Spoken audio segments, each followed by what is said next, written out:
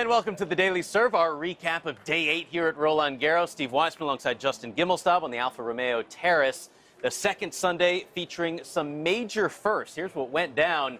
Sloane Stephens, Madison Keys, both getting to the quarterfinals at Roland Garros for the first time. And Sasha Zverev, Justin, his first ever quarterfinal at any Grand Slam. Been so impressed with him both physically and mentally. A big breakthrough at the Grand Slam level, but physically coming back from 2 sets to 1, 3 matches in a row. He's made some real progress in his career.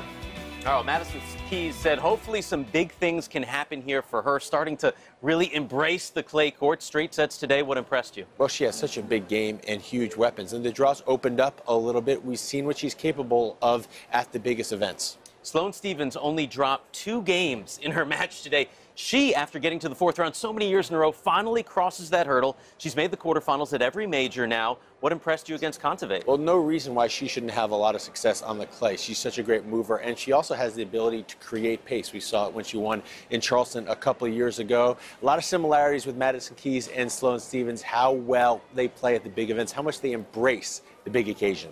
And if they both win their quarterfinal matchups, well, we get a rematch of the U.S. Open final. Maddie against Sloane in the semifinals here at Roland Garros. They are both great ambassadors for the sport. So is our own Tracy Austin. In fact, the ambassador of the U.S. to France tweeted this. It's our tweet of the day. Thank you, Tracy Austin, for your inspirational message to U.S. and French juniors, for sharing your passion for tennis. I have always been one of your fans. Very nice to see that.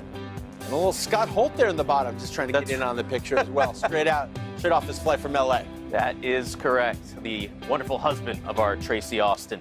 Meantime, getting to our guaranteed winners of the day, a major key for you, maybe in a comeback, is picking Madison Keys. I'm going to need it, and Madison Keys helped the cause. She was absolutely dominant today. Got off to a little bit of a slow start, but a lot of our other analysts are doing an excellent job. Impressive. Jim Courier, James Blake, Jimmy going with Djokovic, who was absolutely dominant. John Wertheim, that's another defeat for him. So trying to take Goffin. I mean, that was one that he probably thought he could have had. Cecchinato hadn't won a Grand Slam match before this tournament. I'm going to need a late run, but I mean, Tracy, James, and Jim Courier undefeated. Setting the bar Rubin at 8-0. Very high along with Chanda Rubin.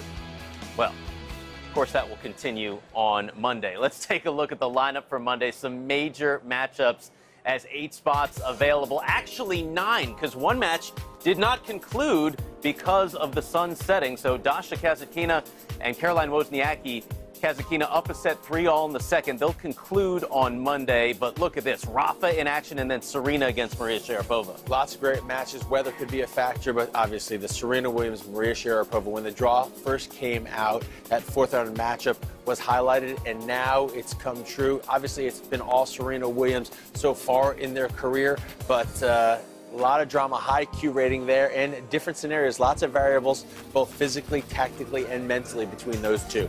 All right, well, you and I will be calling Schwartzman Anderson to start off the day on court. Suzanne Lenglen. Kerber Garcia follows that, and then Big John Isner taking on Juan Martín del Potro. Excellent matchups out on Lenglen.